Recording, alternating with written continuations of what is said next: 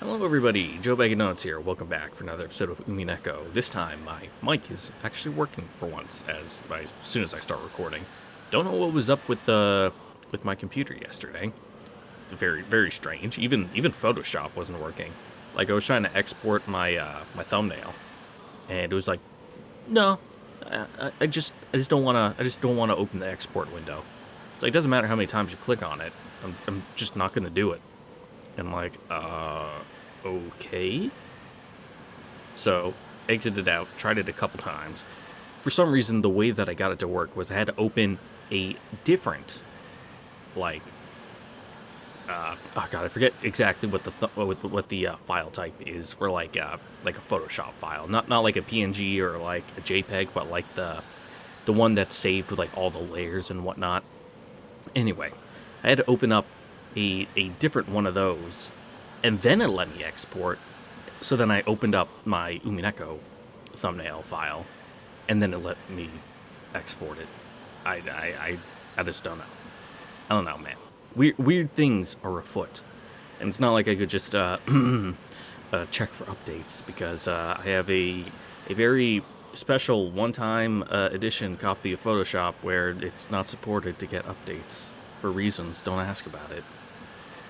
Anyway, last time the gold was found. I'm sure no consequences will arise from this whatsoever. And why do I still have my taskbar open on the bottom? No? What? If I click on... There we go. Oh, strange. Alright, yeah, weird things. I updated my computer, too. Like, that update probably fucked with a lot of things. Thanks, Windows. Love you. Battler did nothing but gaze out the window. The fighting between the relatives continued without end.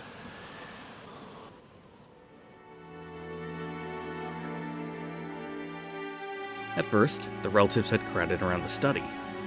However, no matter how much they knocked, the master of the study did not answer even once. Ava and several others said that they should open the door with the second key, the one Genji had. However, in a flash of brilliance, Natsuhi said that Kinzo had been in a particularly bad mood and had taken back the key he had previously given Genji, meaning that he now had both keys himself. She claimed that it was therefore impossible for them to open the door. After she promised to let them meet Kinzo tomorrow morning no matter what, they finally returned to the dining hall. But, of course, the argument continued on even after their return there. Ava's group wanted a lot of cash very soon, and they were trying to threaten Kraus somehow to make him pay up. Apparently, Battler's solving of the epitaph, which threatened Kraus's position as the next head, had given the others a huge tailwind. On the other side, Kraus and Natsuhi denied the very basis of their argument, claiming that it had never been specified that ownership of the gold would be handed over to the person who solved the epitaph. That's... not the strongest basis for your argument. They asserted that it hadn't been hidden gold, but just Kinzo's stockpile, and it was still Kinzo's property, which meant it was only natural for it to be distributed after Kinzo's death with the rest of the inheritance. After hearing this, Ava's group once again started demanding that they be allowed to see Kinzo. It had probably been clear as day from the beginning. The sibling fight could only be settled by Kinzo. It was obvious that this confrontation between Ava's group, which wanted the cash fast, and Kraus, who had been hiding his lack of funds but still didn't need money right away. My cadence was off on that sentence. As Battler listened vaguely to this exchange, he marveled at how, despite their usual affluent airs, they were all surprisingly deep in debt. Well, you know, a little debt's not a bad thing. It's good for your credit, actually. Because if you make your payments on time, you know, it shows the credit companies that you can be trusted with being loaned money because they'll get it back.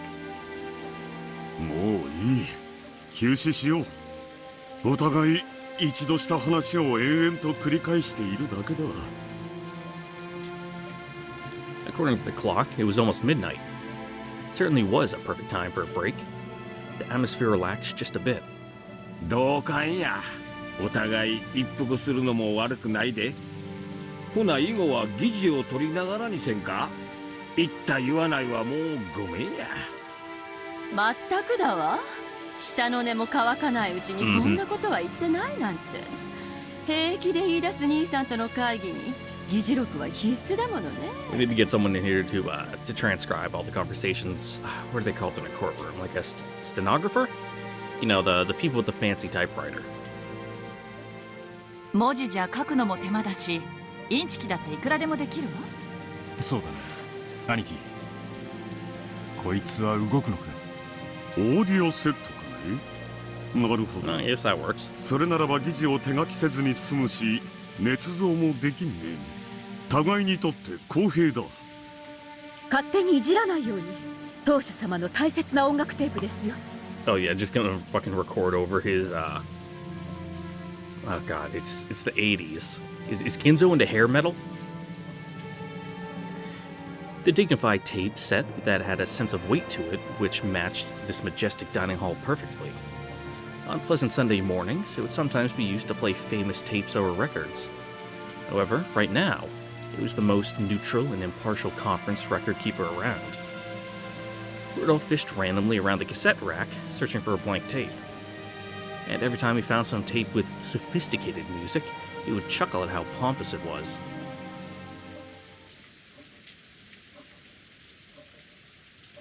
失礼します。お呼びでしょうか。休憩することになったの。申し訳ないんだけど、何か飲み物を用意してもらえないかしら。ビスケットみたいなものがあってもいいかもね。かしこまりました。すぐにご用意いたします。あと、Thanks, Genji. ごめんなさい。風邪薬あるかしら。さっきから熱っぽくて。なら無理は良くないな。休みたまえ。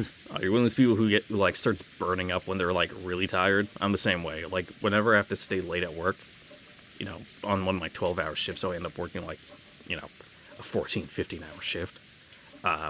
Usually those shifts involve me being outside and like actually working the entire time. I just fucking start burning up. Like I get really rosy cheeks that are just like to the touch. ローザがいいと思うなら好きに休めば。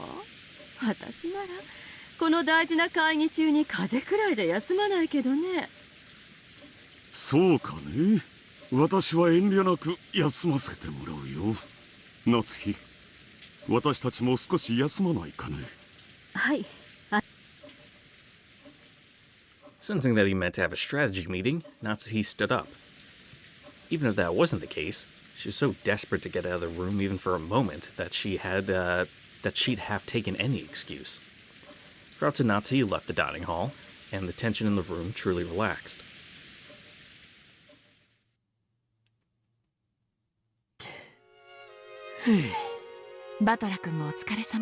Aren't adult conversations so fun? 最悪の気分でしょ。Don't you have so much to look forward to in the rest of your life? From now on? 大人の階段だと思って諦めて。俺はいつまでここでボサーっとしてりゃいいんすかね。さあ、バトラ君は私たちのおみこしだからね。眠い？古典の授業程度には。Let's not talk about classes. I need to like review all my course material tonight. 今夜はどうせお父さんは現れないでしょう。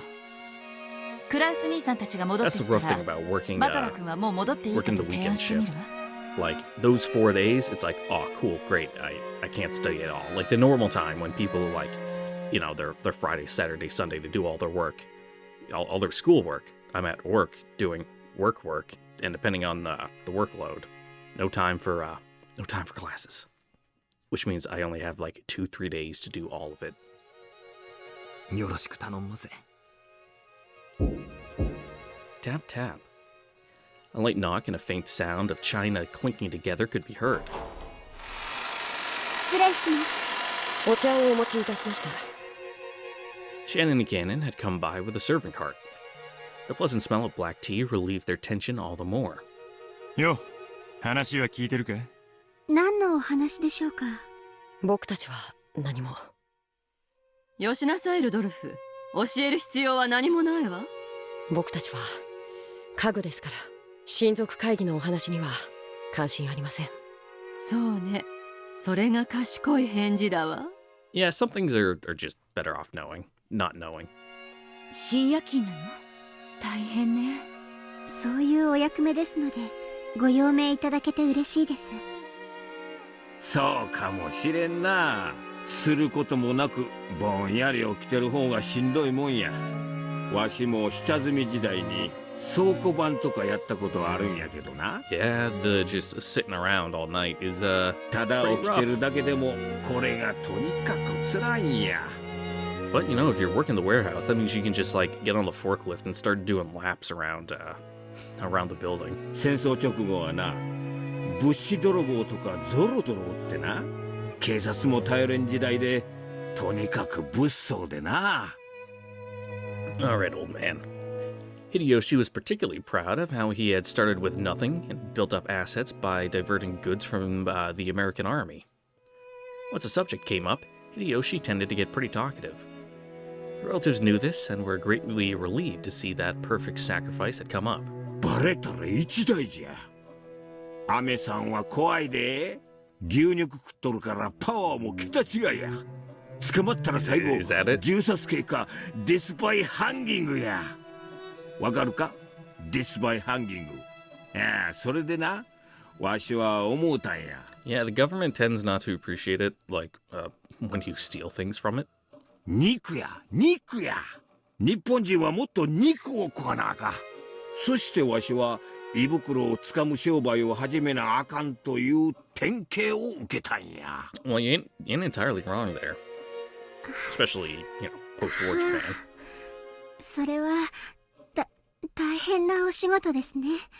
よしなさいよ、あなた。戦後生まれにいくら話しても、当時の苦労なんか伝わらないわよ。ん？またわしの悪い癖が出てしもうたな。すまん。あなたたちもお茶をしていきなさいよ。たまには自分たちがどういう紅茶を入れてるか、その下で学ぶのもいい勉強になると思うわ。いえ、結構です。お気遣いなく。I mean, what kind of furniture would it be if you didn't accidentally spill some tea on it every now and again? 少し付き合ってくれよ。大人ばかりで俺も窒息しそうなんだ。そら、次期当主のバトラ様のご命令だぞ。Nice letting it slip right there. そこに座って、俺たちとしばらくお茶しろい。You were pretty blatant on that one, Rudolph. それで、最近の出来事とか趣味とか、見てるテレビとか、若者の今の流行りとか、そういう話をしやがれ。Cannon doesn't have any hobbies. He doesn't watch TV. He does not know about popular culture. 俺たちの勉強になるからな。明暗ね。ほら、二人とも座って。そして話題に飢えた私たちの生贄になってちょうだい。そうやな。若い子と話をしよう思ったら、キ just think of ャ this バ part ク of ラ the でも job. いかんと、この年では難しいわ。いつまでぼさっと突っ立ってんのよ。ルドルフが座れと命令したわ。座りなさいよ。私も許可してあげるわ。After getting Ava's permission, Shannon and Kinnan looked at each other and finally obeyed, nervously. For a while, the two were pounded by questions and became their relatives' playthings. Tap, tap. Another reserved knock could be heard. All the servants tended to knock in a similar manner, so no one noticed anything strange. However, Shannon and Kinnan turned around with surprised looks on their faces. The servants here today included the two of them, Genji, Kumasawa, and Goda. Goda had the midnight shift at the guest house. Kumasawa had gone to bed in the servants' quarters in the guest house. I mean, in the guest house? Yeah, okay. And they were in here, so Genji was the only person left. But they knew very well that Genji wouldn't knock like that. 誰だ？開いてるぜ。勝手。Rudolph didn't recognize the knock either. And when he asked, "Who is it?" everyone came to the same realization that they too had no idea who would knock like that. After that, the same knock repeated just one more time. Could it be that someone had their hands full and was asking that the door be opened for them? As a slightly odd feeling began to encompass the room, The sound of the large clock in the hall could be heard. It was a sign that October 4th had ended, and that October 5th had begun.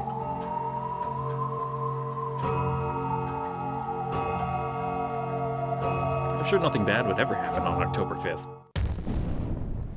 A short while earlier, Kraus and Natsuhi were well away from the dining hall in the deserted corridor on the second floor. それしか手はないのかね。はい。明日一日、同じ手はもはや通用しないでしょう。これ以上を渋れば、エヴァさんたちはお父様を監禁しているなどと主張して、警察に訴える可能性さえあります。Well, at least you have, well, they don't know this, but they have Battler on their side, unless I'm feeling like, oh yeah, I fucking saw Kinzo walking in the woods. もう、これが限界です。バトラ君が黄金を発見するのが全く想定外でした。あれさえなければ、なんとかうまくやりくりできる筋書きを考えていたのですが。私がかけるといつもコープな。いつも想定外のことが起き、絶対確実だった話が Maybe you should stop making bets then, if like that's your luck. 明日の朝、お父様の部屋が空っぽであるということにします。源氏と口裏を合わせ、早朝に森へ出かけていくのを見たと言わせましょう。その失踪をエヴァたちが素直に受け入れるとは思えん。客も承知です。しかし、もうそれしか手がありません。そのようなことをすれば、エヴァたちは疑わしいと騒ぎ立てるだろう。You can't just shrug and be like, I don't know where he went. エヴァたちは金をせしめるためなら、なりふりなど構わない。それこそおかしな雑誌とつるんで、私の CEO にダメージを与えてくるかもしれない。ダメージで済むではありませんか。万一にもお父様の秘密を知られたら、それどころでは済みません。明日一日をギリギリまで粘ってからでも遅くはない。もしも明日を無事に乗り切ることができれば、私たちは何も失うものはないのだ。焦って失踪という切り札を切る必要はない。彼らがお父様を監禁していると騒ぎ立て、そこに失踪していたと返すのですか。その方がはるかに疑いを招きます。もうお父様にお休みいただきましょう。Yeah, it's gone on long enough, これ以上は無理です。落ち着きたまえ。エヴァたちの毒気を浴びすぎて冷静を失っただけだ。あの車載に入る鍵は2本しかない。そしてその2本はここに。だから誰も入ることなどできん。あの扉は特別製だ。彼らが倉庫からどんな工具を持ってこようともびくともせんよ。そういう物理的な問題ではありません。だから焦るな。落ち着け。なんなら君は熱を出したことにして寝込んでいてくれればいい。その間に私が全て乗り切ってみせる。あなただけに任せられません。私も最後まで戦います。When Natsuhi could no longer hold back the tears brought on by her fierce emotions, Kraus held her gently. Just how long it had been since she last felt warmth from her husband's embrace. 頭痛がひどいのだろう。君がそういうシワを眉間に浮かべるときはいつもそうだ。あなた。She had come to think that her husband could never understand the way she felt. But when it came to times like this, 失踪という切り札は最後の最後まで待とう。殿下の報道と同じだよ。抜かないうちが花だ。大事なのはいつでも抜けるという心構えではないかね。それは分かっています。その切り札を私に預けてくれんかね。もちろん最後の瞬間の責任はすべて私が取る。君とジェシカは巻き込まん。それはどういう意味ですか。後ろ宮家が滅ぶ時、その瓦礫に潰されるのは私だけで十分だ。台風が過ぎたら離婚届を準備しよう。それに捺印し君に預けておく。内緒で君の名義にしてある財産がある。さらにそれに慰謝料を加えれば君とジェシカは不自由なく暮らせるはずだ。嫌です。私の墓碑に刻むべき名は後宮夏日です。どうか最後の瞬間までご一緒に。 I mean, if you want, I guess you can technically keep it. たとえあなたが There's no one 後宮 nothing 家 saying 最 you 後の have 当 to 主 change, であろうとも you know, back to your 夏 maiden 日 name. 最後までどうか当主夫人であなたの妻で。 Krause's existence was based solely upon the power of his assets and his trustworthiness as a financial fixer. If those were both undermined, nothing would remain. Using the trump card of Kinzo's disappearance would mean losing one of those two essential supports. It was like offering your right arm to save your head from being cut off. It's probably better than losing your head, but you still might die from the blood loss. And even on the off chance you did survive, you would have to bear a heavy wound that wouldn't heal for the rest of your life. Krause was prepared even for death. Natsuhi understood this, buried her face in Krause's chest, and cried. And then we crowed. お取り込み中、失礼いたします。 Genji's sudden voice made Natsuhi jump back and hurriedly wipe the tears from her eyes. Krause stood in front of Natsuhi, shielding her. 源氏さんか。驚かせないでくれたまえ。何か用かね? Yeah, you walk too quietly. はい。 Gotta fucking put a bell around your neck or something. 申し訳ございませんが、奥様にご報告が。私にですか、あなた。構わんよ。 Krause left Natsuhi's side, went to a window a short way off, and gazed at the windy, rainy rose garden. Natsuhi went with Genji to a place a short distance away. 何事ですか? はい。実はまた奥様にお電話が。 How suspicious. At that moment, she was surprised by a sudden, eerie sound. It was the large clock in the hall announcing midnight. まさかまたあの男なのですか? はい。いかがいたしましょう。要件は何だと言っていますか? お答えいただけません。奥様と直接お話ししたいとの一点張りでございます。 Spoopy. Again, a phone call from the man who claimed to be taking revenge for what had happened 19 years ago. 19 years ago? That was just 1 year before Jessica and Battler were born. In Natsuhi's eyes, the gap between 19 years ago and 18 years ago was immense. For a long time, she was unable to fulfill her role of creating a successor for the Ushimiya family and was treated very coldly. But then, she finally gave birth to Jessica and became able to call herself the wife of the Ushimiya successor with her head held high. So in her eyes, Ushimiya Natsuhi began 18 years ago. So everything before that, including 19 years ago, contained nothing but hateful memories.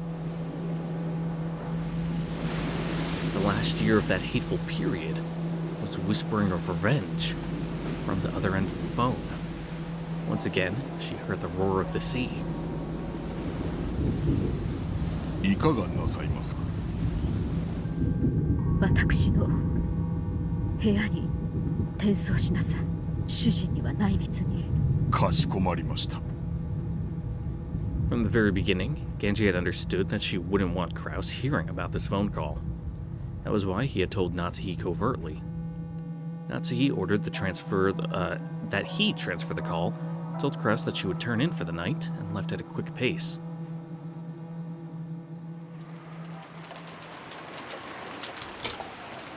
She returned to her room and locked the door. There's nothing particular about that. In the Ushimiya family, hallways are like public roads. There's no special meaning to locking a door when in your own room. That was what she had told herself. Then, as though it had been waiting for her, the telephone rang. Genji must have transferred the call.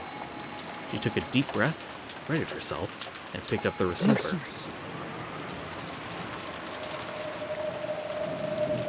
Again, it started with silence. She realized that the person on the other end was trying to keep her in suspense and make her feel uncomfortable, and she got どうして angry. 黙っているのですか。切ります。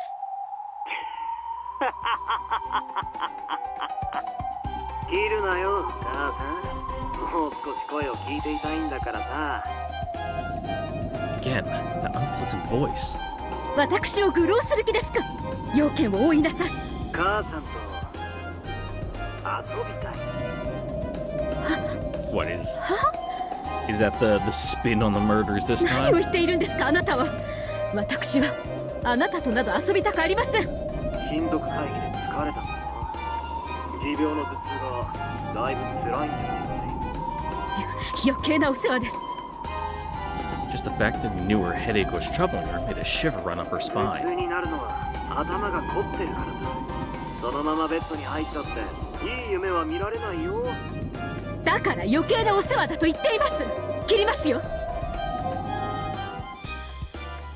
Natsuhi forcefully yelled that she was hanging up, but in actuality, she couldn't. After all, this person was choosing to call her, and that was much better than the alternative. If she hung up violently, this person might choose to call someone else. 頭のこりをほぐすために何時間は取らせない。あなたと遊ぶ気などありません。母さんの名前はナッティ。 Yes? 名前に季節を持ってるね。 Yeah, it was summer. What about い it? い名前だ。でもナッティだからって夏が好きとは限らない。母さんが本当に好きな季節だ。それをあなたに教えると思いますか。教えてくれないなら俺が切るよ。いいのかない。 Where are you going with this, bud? It was clearly a threat. It meant that if she forced him to hang up the phone, anything might happen. Humiliated that she was forced to give in to a threat made by a man whose name she didn't even know, she gave him the answer he wanted. 秋です。どうして過ごしやすい季節だからです。 Yeah, you know, the weather's still nice, it's pretty. 他に特に理由はありません。これで満足ですか。ああ、満足だ。やっぱり母さんの好きな季節は You know, the weather's not as bad as it is in spring. 俺も秋が好きなんだ。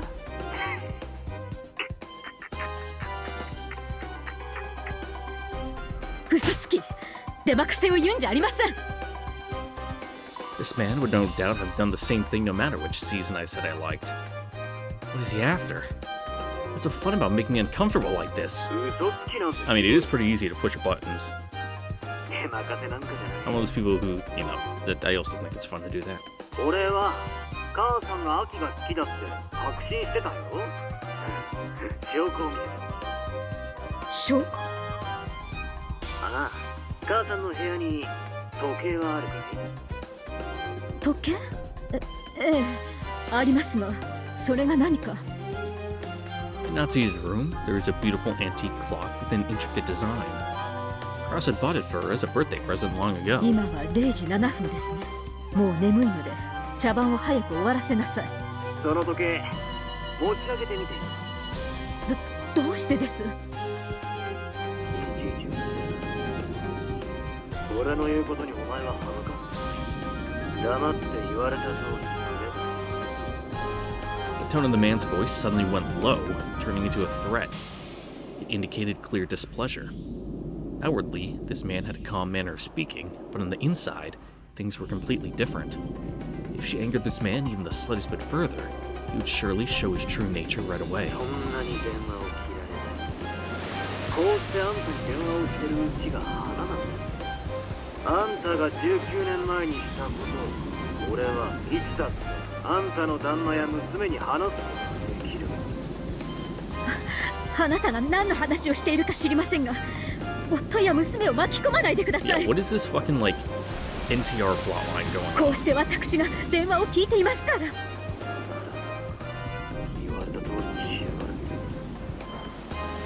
Once again, the man threatened me in a low voice, as though warning me never to talk back to him again. My head was filled with the pain from my headache, the sound of my beating heart, and the roar of the sea. I couldn't disobey him anymore. as the man had ordered, I lifted up the antique clock. There, like something that resembled a single playing card. Perhaps it was the warranty for the clock? Thinking this, she took it and turned it over. Was it like a fucking Hanafuda card?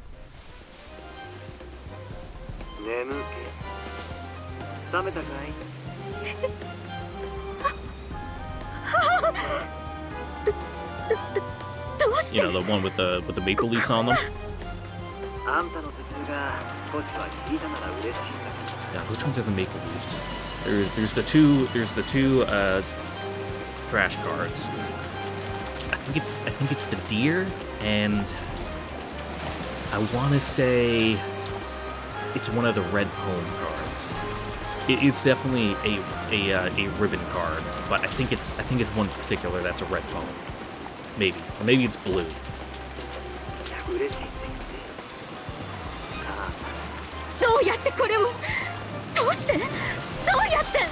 What a magic trick! Wow.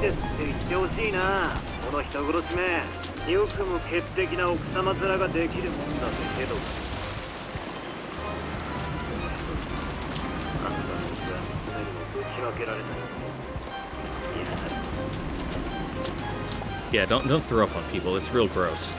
I did that once as a kid. I was at the park, and we were on like one of those tire swings, where it's just got like the you know, it's got the 3 chains on each side. It goes up into a point, and that point is on like what do I even call it? Like a little axle, so it can rotate without spinning the chains, and someone can spin the tire real fast. I was on it with me, my sister, and some other random girl who was just also at the park. I was like 5 or 6 at the time. And man, I just fucking puked all over all of them.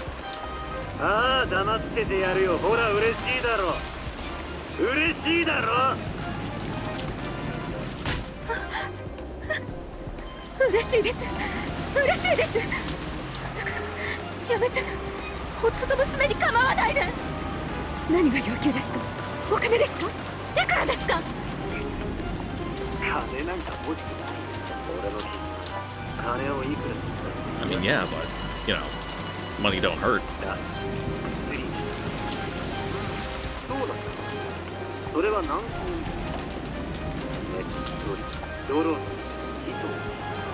That sounds like awful, doesn't it?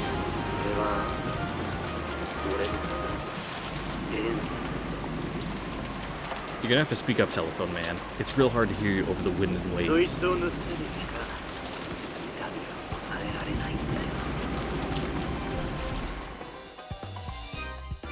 Natsuhi had never had anything so hateful said to her in her entire life. So she suspected many times that she must have done that. She must be having some sort of bad dream. However, this definitely wasn't a dream.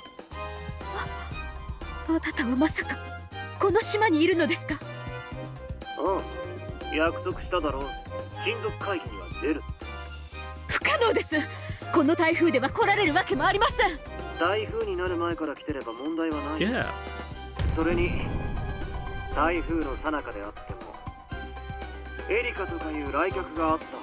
I mean, he's got you there. Her blood froze. Furudo Erica had been brought here by coincidence. If you knew that name, you would have to be very close by.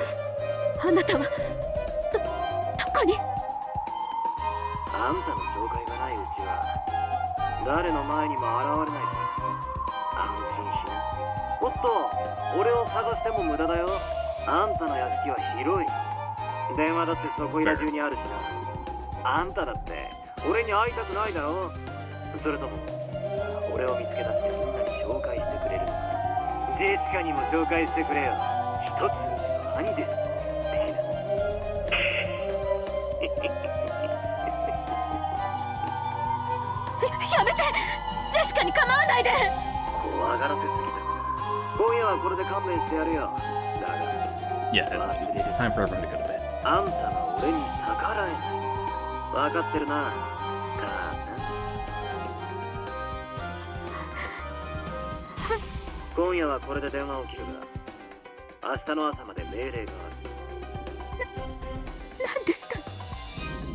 あんたは今夜もその部屋を出てはならないし、どこにも電話をかけてはならない。電話がかかってきても取ることも許さねえぜ。そして今すぐ明かりを消し、布団をかぶって寝ろ。そしていつもの時間に起床し、健康的な生活でいいな。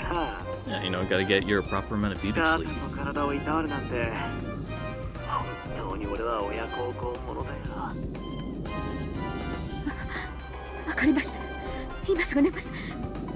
部屋も出ません。電話も出ません。だから夫と娘には。母さんが俺の命令を守る限り、あんたの意味は守ってやるよ。命令をやる。俺はもうお前のすぐ近くに。Alright, this plot thread's kind of weird. Not gonna lie. そして電話をしているかどうかさえ、俺さえあんたの寝顔に季節守ります。約束は守ります。だからやめて。もうやめて。やめて。As she screamed, Natsuhi crushed the card that she had found under the clock into a little ball. It had a pattern on it like a tarot card, along with one single word: autumn.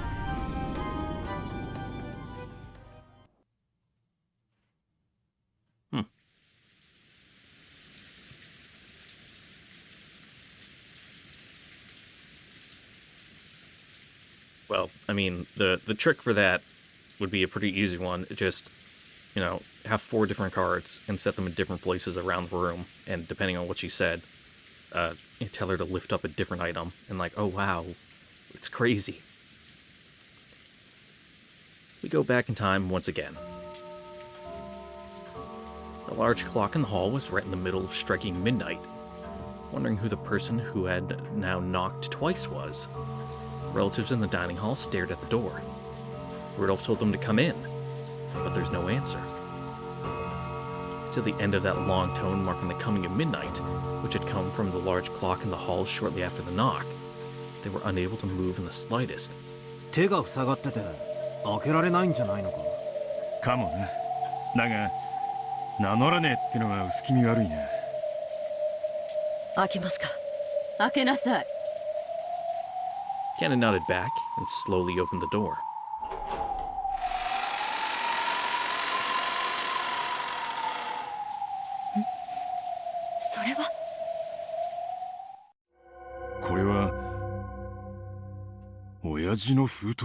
So it would appear. Right behind the open door, on the floor of the hallway, lay the envelope. 廊下には誰もいません。これを置いて立ち去ったのでしょうか。The adults flew out into the corridor as well, but they could find no trace of anyone who might have knocked on the door. Barely an hour ago, Shannon and Cannon had come in to serve tea. At that time, everyone had seen that nothing lay in that spot. Someone came, knocked, left an envelope with the mark of the one-winged eagle on it, and left. まさか親方様でしょうか。考えられない話じゃないわ。この屋敷で誰と呼ばれて返事をしないのはお父様くらいだもの。Yeah, why would he have to answer in his own house? ありえないわ。ならどうしてお父様は堂々と入ってこないの？そうやな。お父さんだったらノックなどせずいきなり入ってくるやろな。今この屋敷は戸締まりがされとるんやろ。ならここに手紙を置くことができるのはクラウスさんか夏日さん、そして源氏さんの誰かしか考えられんで。By this point, the mansion had been completely locked up. Therefore, those in the guest house, the cousins Nanjo, Goda, Kumasawa, and Erika, could not have come here. Furthermore, since Kraus, Natsuhi, and Genji were the only 3 who weren't in this room, one of those 3 had to have been the one to set that letter down in the corridor. In that case, it was very likely that Kraus and the others had placed that letter there to make it seem like a message from Kinzo. なるほどね。お父様の名を語ってバトラ君を次期当主に認めないみたいなことが書いてあるのよ。バカバカしい。I don't know, let's not jump to assumptions. 兄さん、よくもこんな子供騙しを。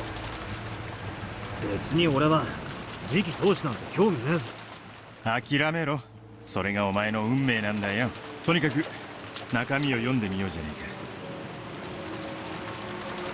Riddle set the letter on the dining hall table and showed everyone the front and back, almost like a magician does before performing his act to show that there are no tricks or hidden mechanisms. この封筒は間違いなくお父様の封筒なの？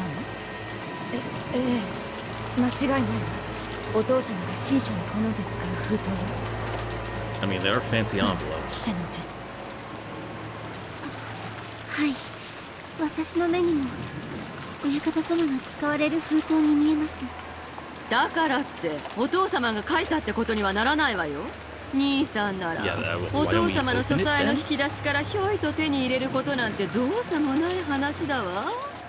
クラウス様とて容易に書斎には入りません。Also, how to get the ring 封筒を盗み出すなど to, you know, stamp the seal on the wax. 開けてみようぜ。それから考えても遅くないはずだ。何か入ってる。なんだろうな。Rudolph opened the envelope a bit roughly. Then, a folded letter, and a glittering object fell out. It was a ring. え？ちょっと、その指輪？ How does that work? How do you get the ring in the envelope, but also use the ring to stamp the wax? He even noticed it immediately and grabbed it. これ、お父様の指輪よ。当主の指輪だわ。なんやて？ほんまか？間違いなくお父様の指輪なの。You wanna try it on, Battler? レプリカということね。これは本物よ。私はいつかこの指輪を自分の指に通してやるとずっと夢見てきたのよ。Kinzo seems like he would have not quite sausage fingers, but you know, fairly, you know, like fucking bear paw hands. So これはお父様の指輪よ。間 not 違い fit な on く。 anything but like his thumb. どうしてここに？じゃあやっぱりこの手紙はお父様が。こりゃ差出人は親父じゃねえぞ。もっと面白い。じゃあ誰からの手紙だってんだ？ Beatrice. 後ろ宮家顧問錬金術師黄金の魔女ベアトリーチェ様からだぜ。Rudolph showed everyone the part of the letter where that was written. It really did say that. ベアトリーチェから？なんて書いてある？読むぞ。コングラッチュレーションズ。バトラ様が異文の謎を見事に解かれ黄金鏡にたどり着きましたことを認めます。黄金はすべてバトラ様のものです。そして後ろ宮家の新しき当主もバトラ様です。その証として金蔵様よりお預かりしている当主の指輪をお送りします。どうぞバトラ様、指輪をされて新しい黄金の主となり、どうか後ろ宮家をお導きください。新しき当主のご活躍を心よりお祈りいたしております。なんてこった。親父が書斎から出てこねえもんだから、森の魔女ベアトリーチが直接バトラを認めてくれたわけだ。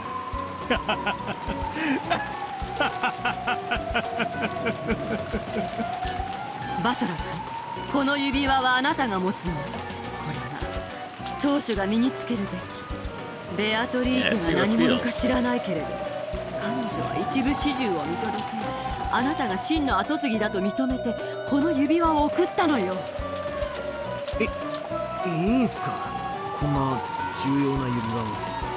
ああ、いいんだ。誇らしげに指にはめるといい。いいか、兄貴や夏日さんが外せと言っても絶対に外すんじゃねえぞ。With creepy smiles on their faces, all the relatives urged Battler to put the ring on his finger. Looked like things would get pretty nasty if he refused, so Battler reluctantly decided to put it on his middle finger of his left hand. And then the Nazguls all saw him.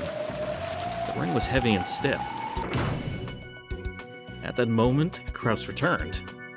Genji came back as well immediately afterward. 申し訳ないね。妻は具合が悪そうだったので先に休ませてもらった。何かあったのかね。なんだか諸君がひどく慌ただしいようだ。Oh yeah, check out the bling. バトラ様、それは。Immediately, Genji keenly spotted the thing that Battler had just put on his finger. さすが源氏さんや。 Does that mean 目が高い。 you work for him now? これが誰の指輪かわかるようやな。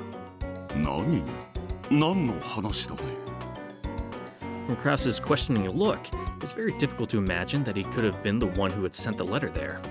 Furthermore, his expression quickly changed into one of shock. そうよ、後ろ宮家当主の指輪よ。 The family conference took up this new topic, and the storm came once again.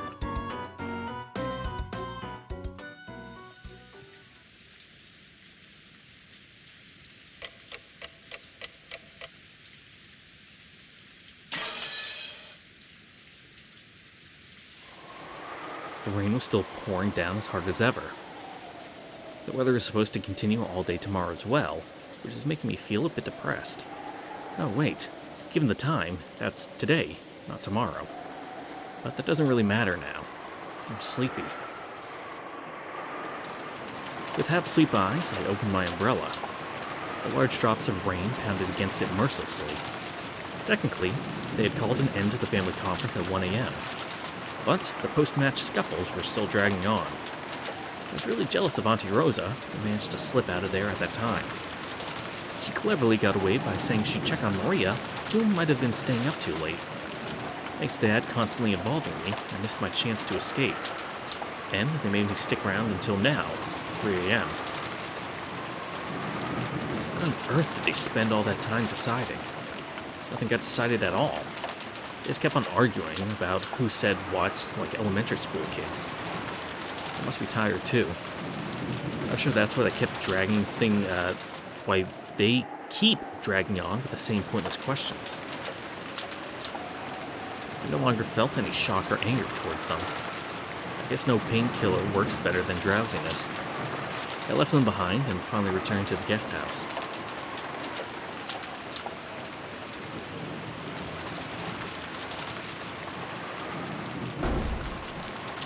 When I returned to the guest house, the lights were on in the lounge downstairs. Not only that, I could even hear people chatting inside. Apparently, some people were still awake even at this time of night. Despite the late hour, Goto-san and Dr. Nanjo were still awake and chatting. Plates and cups were lined up on the counter, and it looked almost like a bar with Goto-san as the bartender. After noticing that I'd come back, it looked as though Dr. Nanjo finally realized how late it was. As Goto-san made to top off his glass, he declined with an exaggerated gesture. もう結構です。この時間では夜更かしのしすぎだ。もうこんな時間とは。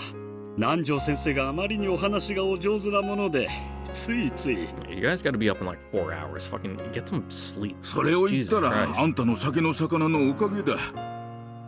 また別の機会に一杯やりましょう。喜んで。バトラ様、お帰りなさいませ。まだ旦那様方の会議は続いておりますか？ Yeah, you could say that.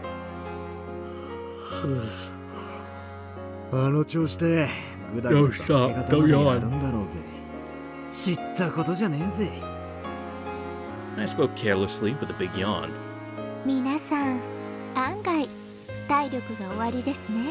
びっくりです。なんだ。お前まで来たのか。What, just lounging in the corner? なんとなく流れで、こちらでささやかな夜会が始まったもので混ぜてもらっていました。例のことは話してませんのでご安心を。Erica could be seen on the sofa. She had taken her shoes off and was lounging around as though she owned the place. Well, I'd rather she not have her shoes on while fucking laying on the sofa. とても楽しく聞かせていただきました。あんたは本当に博識だ。若いのに大したもんだよ。どういたしまして。フルドエリカはこの程度には博識ですので。 One of those kids where their parents bought them the fucking Britannia encyclopedia set, and all they do is read it. Erica posed by picking up the hem of her skirt. She was lounging on the sofa with her feet up, so it didn't look remotely elegant. ローザおばさんは午前の1時頃にお戻りになりましたが、すぐに上がられお休みになられました。 That was probably the right choice. She'd been going along with that conference for so long. I feel like flopping down in bed right away myself. I've had it. I'm tired enough that I might flop over right here. さあ、私たちもこれくらいにしましょう。 Sometimes it is just more comfortable to sleep on the couch. ゴーダさんも明日の朝食の準備で朝が早いのでしょう。朝食の仕込みはすでに済んでおります。 Just gonna throw it on the どうぞ microwave. 明日の朝食も大いにご期待いただければ幸いです。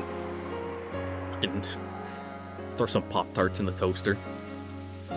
In Yoda-san's eyes, the family conference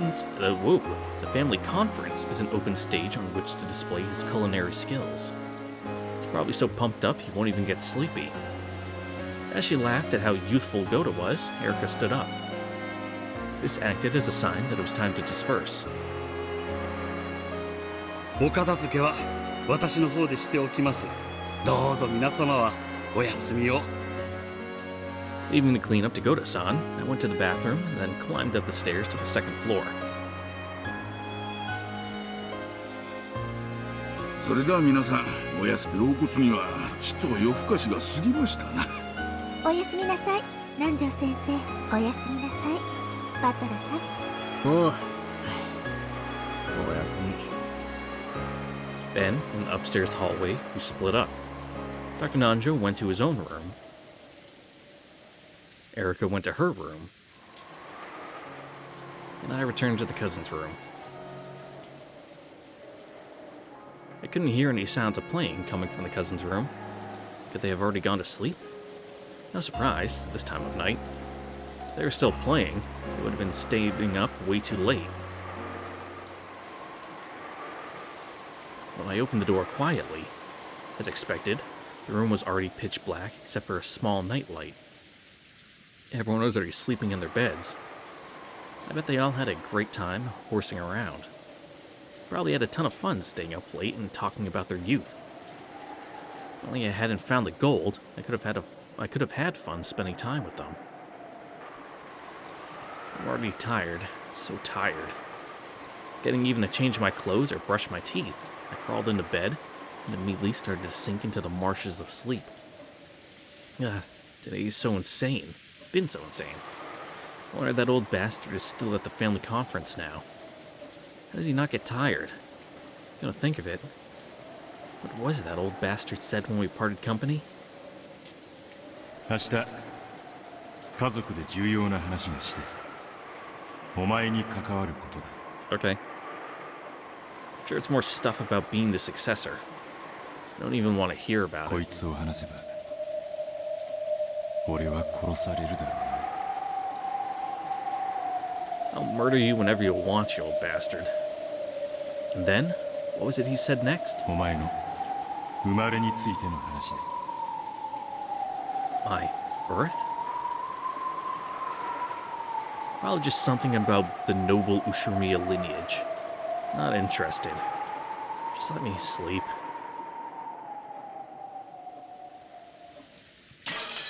No, it's about how he found you in a cabbage patch.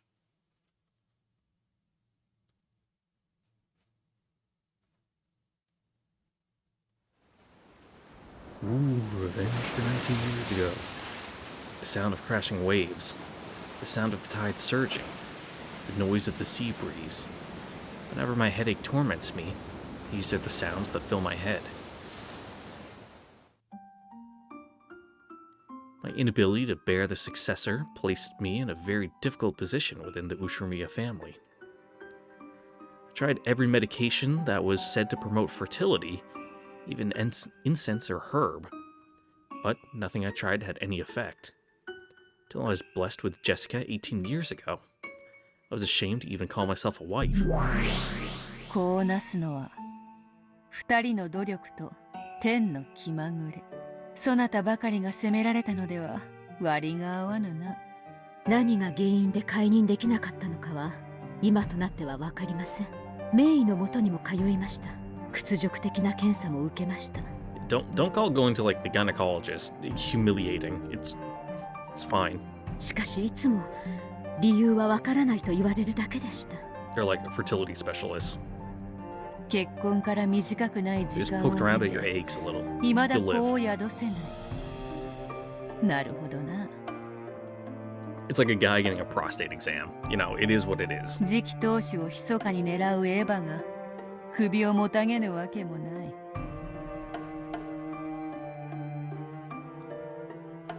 Ava tried to convince father that I was a failure as a future head's wife. It was a time when Kinzo was also very disappointed in my husband's repeated business failures.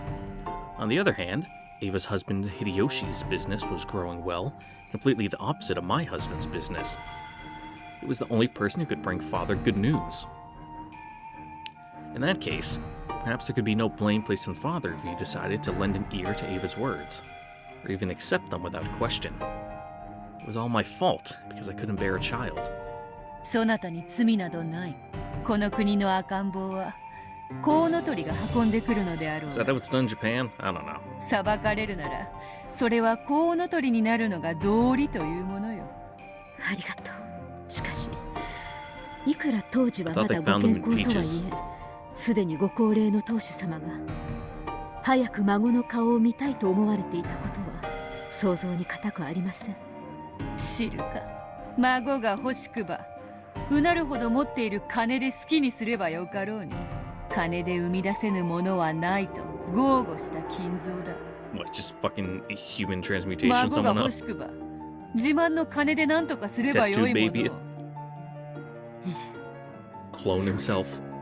当主様、子を宿せぬ私を見限られ、 Man, that would be pretty fucked up, huh? Raising a clone of その yourself. 通りになされたのです。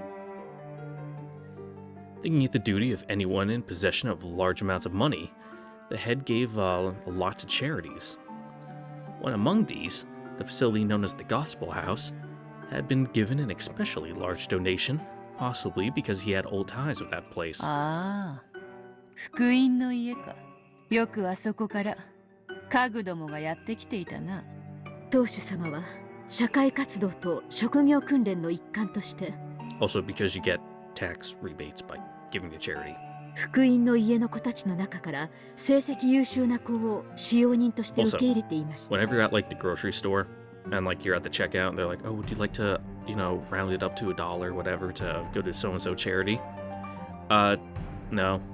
The reason is because the company just uses that as saying they donated that money, so that way they get tax rebates. 当家にいるシャノンやカノン、ルノンやマノン、レノンなどの音の名を持つ使用人はすべてそこからやってきた子たちでした。いろいろな連中がいたな。多くはほんの数年で辞めるがな。Oh yeah, because you fucked with them so 当 much. 家の給金は数年も働けば十分社会で生活していけるだけ貯まるでしょうし、後宮家での使用人経験は履歴書に通用する立派な肩書き Also, になり yeah, ます。 get hired in the service industry anywhere. それを得て社会へ羽ばたいてくれれば当主様もきっと本望だったでしょう。なるほど、養子か。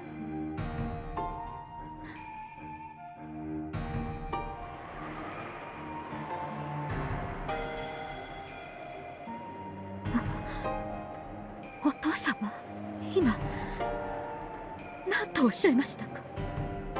この赤子を我が孫として迎えよう。おお、よしよしよしよしよしよしよし。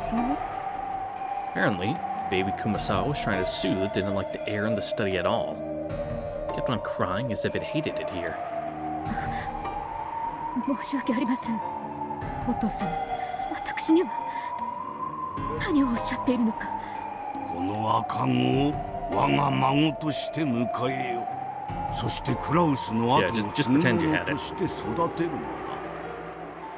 それはつまり私と夫の子として。そうだ。お前に子が宿せぬことはもはや明白。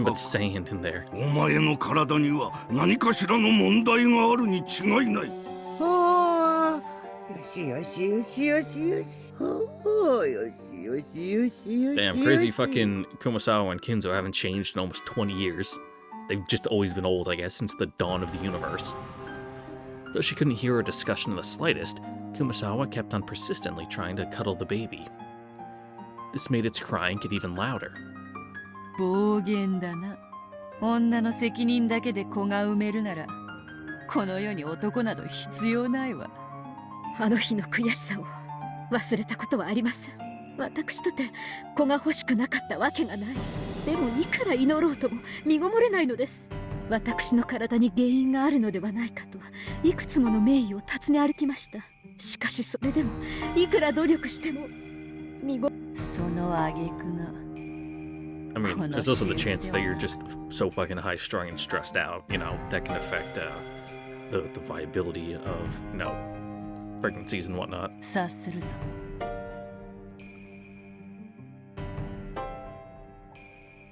The baby had been picked up by the gospel house just recently. Of course, it wasn't that I didn't feel compassion for the child, who was so young and who had already lost its parents' affection. However, the pain and sadness I felt were far greater. It would have been another story if I had suffered to bear this child. But why did I have to cradle this baby, who not only shared none of my blood, but who is not related to my husband in the slightest either? お父様を恨んではいません。もし恨めるのなら、ただただ自分の体が恨めしかった。憎かったんです。子を宿せぬ我が身がひたすらに憎かった。だから私は祈りました。天使と悪魔の両方に。そしてその両方が叶いました。天使には何と祈ったか。私の体に奇跡を。私の体に問題があるというならそれを受け入れましょう。ならばそれを克服してどうか夫の子を授かることのできる奇跡を私に。その願いは叶ったわ。あなたはその次の年に見事にジェシカを産むことになる。 How nice. そして悪魔には何と祈ったか。悔しい悔しい、この身が恨めしい。そしてそれを見せつけるかのようなこの赤ん坊が憎かったんです。何を願われたのですか。 To disappear, go away forever. 悪魔に祈りました。願いました。この赤ん坊が消えてなくなってしまえばいいのにって。 Of course, that wish was also granted by demons. On that day, I left the baby with one of the older servants and went to think about the future in the rose garden. No, that's a lie. I just wanted to clear my mind of everything. The baby's cries were aggravating, so I ordered the servant to take the baby to a place where I couldn't hear. A place where I couldn't hear, and that's somewhere far away. Yes, I wished for the servant to take the baby far away and never return.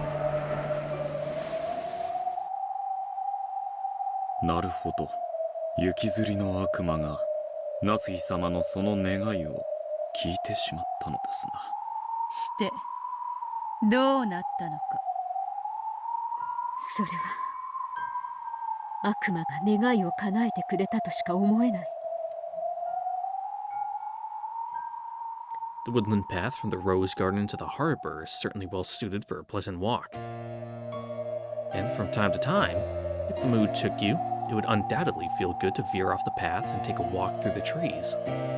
However, wouldn't that be venturing a little too far for a walk with a baby in your arms? その先は断崖でした。高さは多分10メートルくらいはあったと思います。 Just fucking yeet the child? 下は岩場。 そこには柵もあったのです。その使用人はわざわざそんなところまで赤ん坊を抱いたまま歩いていき、そして柵に寄りかかったとでも言うのでしょうか。まるで悪魔に手招きされて誘われたとしか思えない。誘われちゃったのね。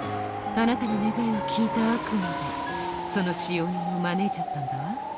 それではその使用人と赤ん坊は。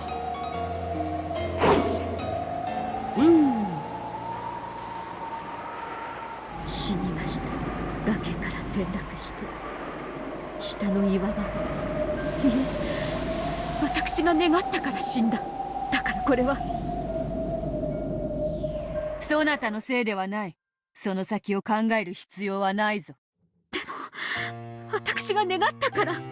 いいや違う。願えども叶えるか否かは神と悪魔と魔女の気まぐれ。そなたに罪はない。人間に罪はない。わらわが殺したことにしてもよい。いや、わらわが殺した。嘆くそなたを不憫に思い、わらわが赤子を連れた使用人を崖へいざない。不幸な事故があっただけではありませんか。事故で納得がいかなくば我らの仕業に。そのための悪魔でございますよ。そうだわ。私たちはそのためにいるのだもの。あなたが殺したわけもない。私たちが殺したの。だからあなたには何の罪もない。だからどうか自身を責めないで。そうでしょうか。本当に私に罪はないのでしょうか。ああ、ないぞ。I mean, let's be real. Fucking babies, real fucking annoying. 19年前の復讐を名乗るワーコードめ。呪うならわらわを呪うがよいわ。しかし呪うは魔女の専売特許。夏日に嬉しその喧嘩、わらわが買おうではないか。わらわは後宮家顧問錬金術師。使えし主に嬉し喧嘩はわらわが買おうぞ。19年前の復讐とな。1000年の魔女の前にその程度の年月、瞬きにも足りぬと知れ。19年前にそなたの死を願った夏日が憎い。思い出させてやろうぞ。そなたを崖下へ誘ったのは誰かをな。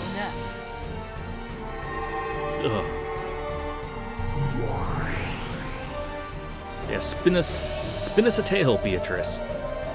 As the middle-aged female servant cuddled a sobbing baby, she walked on a small path through the trees. Natsuhi told her that the baby was too loud, so she tried to get as far away from the rose garden as she could. She was completely unaware as to why she'd gone out of her way to head in this direction. However, the sobbing baby suddenly stopped crying. Something was reflected in its eyes, but the servant couldn't tell what.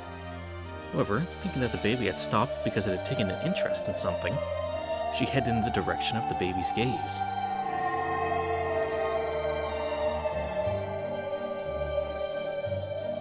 The baby had seen a group of gold butterflies disappearing off into the trees, and on the other side of the trees, the servant saw a woman. Who? It was someone she didn't recognize, someone who couldn't possibly have been there. The baby stopped crying and stared in that direction. Then, the servant's legs started to automatically carry her that way. こちらへ来い、女。その呪われた赤子を抱いてな。The woman couldn't disobey. She was completely overwhelmed by Beato's gold glowing eyes. She walked lightly, as though through a dream world. At some point, the scenery around her had changed. But she did not notice. She could not notice.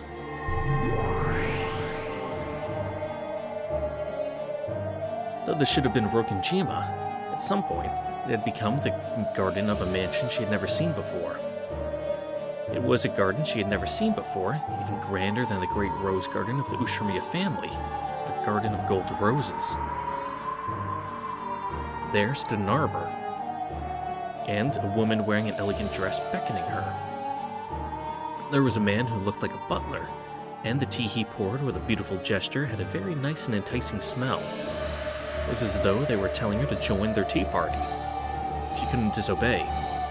She had to go to the master of this golden rose garden and give this child as an offering. 許せ、女。魔女に見入られた不運を呪う。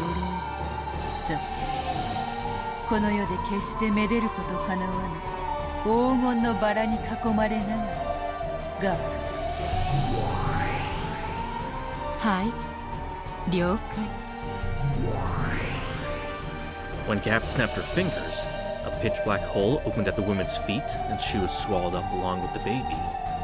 The sight of the woman and the baby, witnessed in the very next moment, probably burned itself into their eyes forever.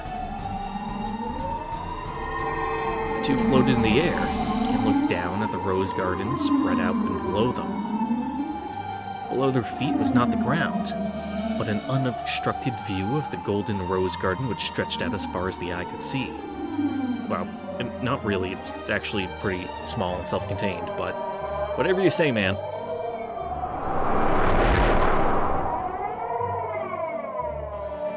One could have this scene imprinted in their mind as their last memory. That would be such a merciful way to die.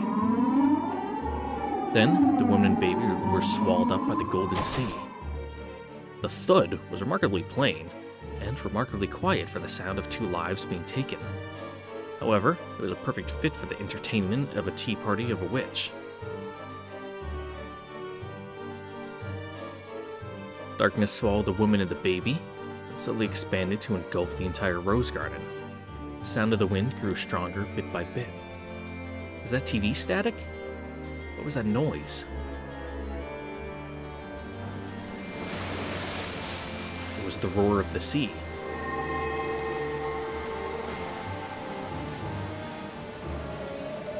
The two who had died after falling from a great height into a thicket of golden roses were gradually engulfed by the roar of the sea, engulfed by the scenery of the beach below the cliff.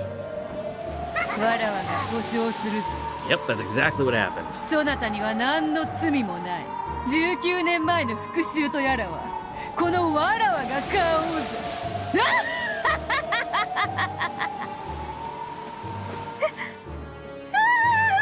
崖下の二人を見つけ、私は青ざめました。How do you even know to search there, Natsuhi?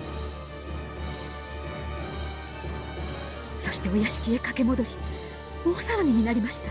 大至急船で病院に運びましたが、あの高さで即死を免れただけでも奇跡。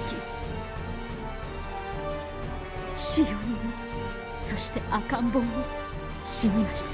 私はお父様から赤子を預けられ、3日も経ないうちに。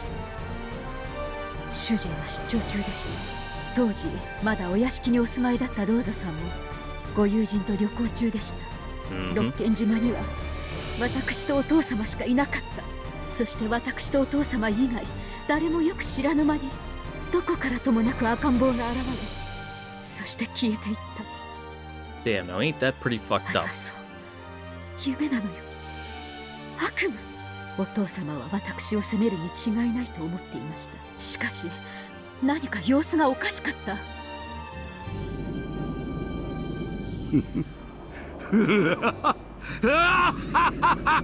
Yeah, that's an odd reaction.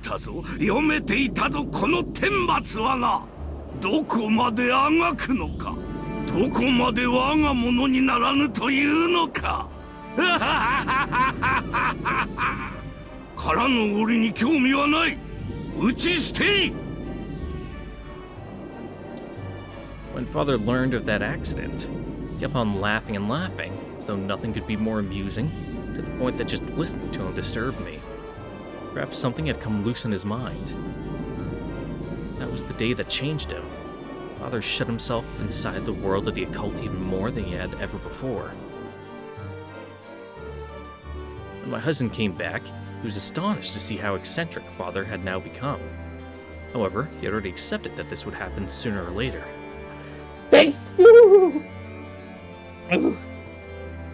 Of course, my husband had heard about the baby.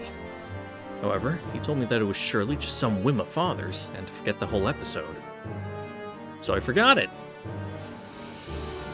It was an unfortunate accident. No, there's no accident at all. I forgot everything, even that the baby had existed in the first place. After all, it was a twisted nightmare which lasted not even 3 days. That's right, it was all a nightmare. I don't want to remember any of it. The cliff, the broken fence, the roar of the sea, and the wailing of that baby. その赤ん坊が19年前 You got a ghost. くだらぬ。わらわが殺した。すでにこの世にはおらぬわ。You mind saying that in red for me, Beatrice? 真実なきが人間の世界。Yeah. 人間の世界に信用できることなどあります。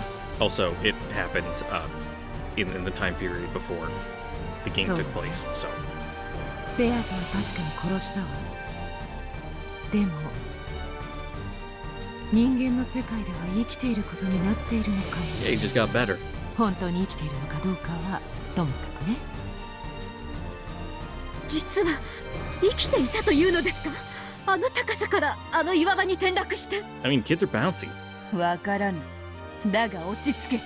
そやつがどうそなたを憎もうとも、真実は事故だ。そなたを恨もうなど、お門違いもいいところよ。でもたとえ指一本触れていないとしても、私は心の中で。落ち着け。19年前の男が何を恨もうと叫ぼうと、そなたを追及できる罪などあるわけもない。だから落ち着け。19年前の男はわらわの来客として迎えてやるぞ。気分の謎を解かれ、お役はごめんかと思っていた矢先だ。You guys probably couldn't hear it. At least I hope you didn't. わらわの最後の客としてもてなしてやらねばな。面白くなってまいりましたな。ゴールドスミス教の秘密を守るのに加え、19人目の来客、さらに19年前の男と。Love it. そうね。金蔵が生きてると主張する私たちにとって、その19人目の駒に19年前の男。面白いじゃない。ワクワクするわ。相手にとって不足なし。わらわの茶会の来客が一人では物足りないと思っていたところよ。来るがよい。愚か者どもめ。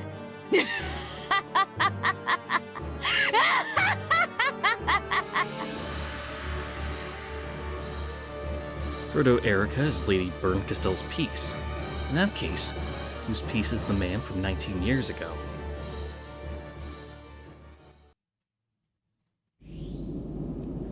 The voice, which could be faintly heard through the receiver, was Natsuhi's. わかりました。今すぐ出ます。部屋も出ます。電話も出ます。だから夫と娘には。When heard through a receiver, even those begging screams, which would have shaken the heart of anyone who heard them, could be listened to with a heart of ice. 母さんが俺の約束を守る限り、あんたの秘密は守ってやるよ。約束を破るなよ。俺はもうお前のすぐ近くにいる。部屋の明かりが消えるかどうか、そして電話をしているかどうかさえ、俺さえ望むなら、あんたの寝顔にキスすることだってできる。守ります。約束は守ります。だからやめて。もうやめて。やめて。The receiver was set down violently. He knew very well how bad an aftertaste you could leave on the other side just by the way you hung up the phone. じゃあね。おやすみ。What a fucking shit stirrer you are. はい、一丁上がり。これで夏日は今夜は部屋から出てこないわ。器用ね。あんた、声を変えられるの？声くらい誰だって変えられるわよ。パパにおねだりの時は甘い声、学校休む時は風邪っぽい声、実は嫌いな友達に断る時は申し訳なさそうな声。お望みならどんな声でも使うわけて見せるけど。 Alright, that was pretty impressive. あんた、魔女やめたら声優になるといいわ。これでお互い駒の準備は OK かしら。フルドエリカ、なかなか素敵な駒じゃない。演者なんかよりはるかにベルにふさわしい駒だわ。 And across the recording studio at the other sets of mics and the people there. お褒めに預かりまして光栄です、ラムダデルタ卿。こちらこそよろしくよ。素敵敵だわ。本当に可愛い。魔女幻想に屈服させて、その顔を屈辱に歪めてやりたいわ。I don't doubt it's gonna happen eventually, but だそうよ。私に恥をかかせないでよね。エンジェよりはるかに使える駒だってことを見せてちょうだい。rude. お任せを。ベルンカステル卿、我が主。私はあのようなネクラで低能で可愛げのかけらもない駒とは違いま Man, す。 you're just like really asking for it, aren't you? 本当よね。エンジェなんてクズ肉になってバトラを焚きつける以外何の役にも立たなかったわ。家族愛とか兄弟愛とか私たちは全然興味ないの。私たちが見たいゲームはもっとえぐくてドロドロしててグロテスクでポップでキュートな殺人事件だもの。 A cute murder. 夏日がキングでベアトがクイーンってとこかしら。夏日をかばって群がる魔女と家具たちはチェスの駒というよりはボーリングのピンって感じ。夏日にベアと金蔵にガラクタ家具の幻想たち、私たちを楽しませてみせなさいよね。特にベアと私たち、もうあんたには飽きてるの。あんたの魔女伝説殺人ごっこはもうおしまい。あんたの出番もおしまいってわけ。このゲーム版はもう私とベルンがいただいたわ。 Yeah, the old and busted hags need to leave the scene. あんたなんて私たちの駒に落ちぶれて永遠に遊ばれてるのがお似合いよ。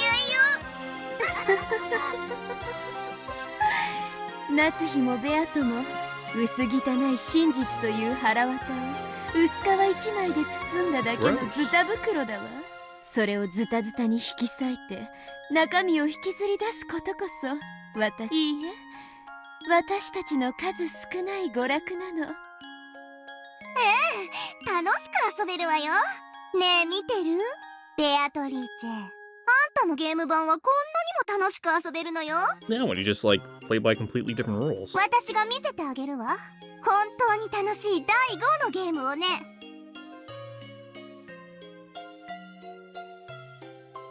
私たちばっかり気持ちよく喋っちゃベアトにも喋らせてあげたら。だそうよ。特別に発言を許すわ。今回のゲームの Yeah, you can chime in whenever you want.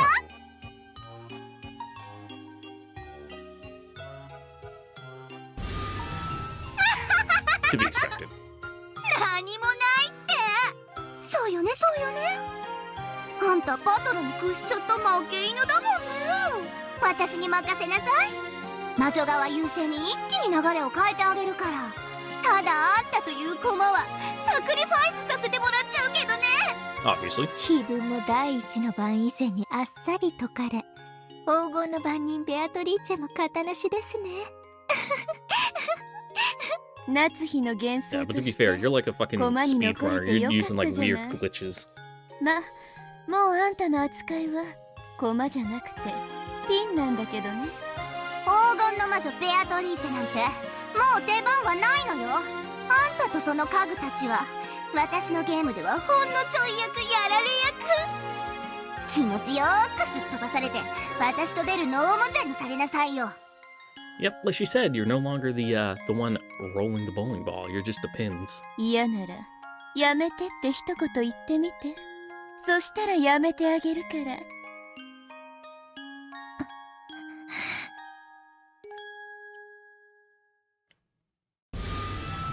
じゃないって。あんたピン確定ね。 Well, once the pin's set up, the only thing to do is knock it down.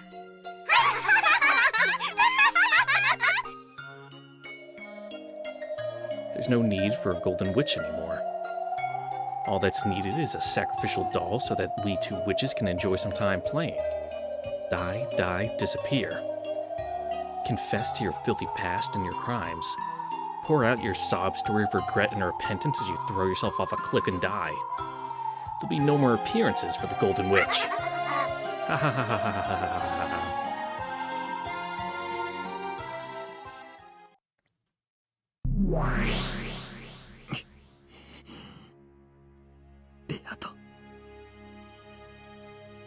This will be a most horrible game.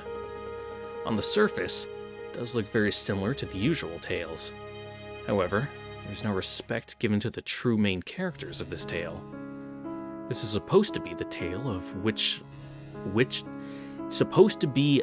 to which the Golden Witch Beatrice invited Ushirmiya Battler. However, the host has been lost, and there's no longer a guest. With both inviter and invitee now gone, only the worst kind of tale remains. Welcome to the 5th game, End of the Golden Witch.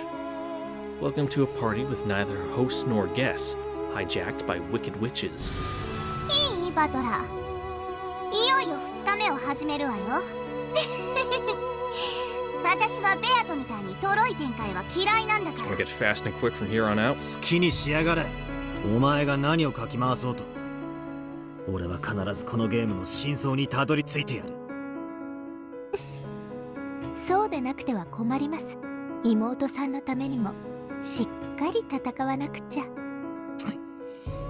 ご安心を。ラムダデルタ卿はベアトリーチェのマヌケと違い、私がしっかりサポートするので問題ありません。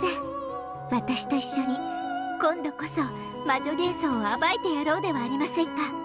お前なんか知らねえ。Yeah, it's pretty clear you're not on our side. ベアトのゲームにいなかった存在など俺は認めもしないし必要ともしない。強がり言ってる場合ですか。まあお互いせいぜい頑張りましょう。一緒に魔女幻想とやらを引き裂いてやりましょう。Erica brazenly put her hand out for me to shake. Instead of just passively ignoring this, I gave her an active and clear answer by knocking her hand away. 握手は嫌いだそうよ。エンジェと同じなのね。ご安心を。私はエンジェよりはるかに役立つ駒ですので、バトラさんの闘志を回復する以外何もできなかったひき肉とはわけが違う。Like he's an accordion. Jesus Christ. Be a little more subtle about it. 頼もしそうな仲間に恵まれて嬉しいわね。かつてはワルギリアに世の上、エンジェまで来てくれたわ。そしてとうとうベルにエリカまで。あんたを応援してくれるクマたちはこんなにもたくさん。それでも未だに真相の尻尾すらつかめない無能っぷりってどんな気持ち？どんな気持ち？関係ねえ。これは俺とベアとの戦いだ。その他の誰であろうと関係ねえ。ああ、そうなの。Big talk, bud. やっと独り立ち。いっつも誰かに助けられ情けをかけられてばかりのあんたがどこまで一人でできるやら。Probably not very far. 楽しませてもらうわ。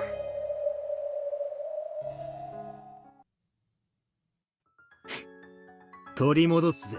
これは俺たちのゲームだ。お前たちはお呼びじゃねえ。そうよね。これはあなたたちのゲームだわ。なら取り戻してごらんなさいよ。手加減だらけだった。ベアとのゲームさえ勝てなかったあんたが。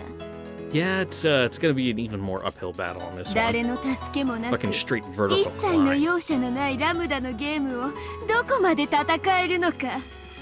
ではお目覚めなさい、後ろ宮バトラー。ようこそ10月5日の朝へ。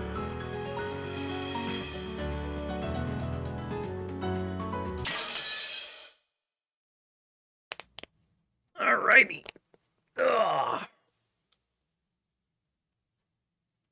And with that is where we're going to end it here for today. Once again, I'd like to thank you all for watching. Don't forget to like, comment, subscribe, ring the notification bell. See you guys next time for the next episode of Umineko. Where? It's really kicking off. Murder, most foul, is afoot. Catch you guys all later. Bye.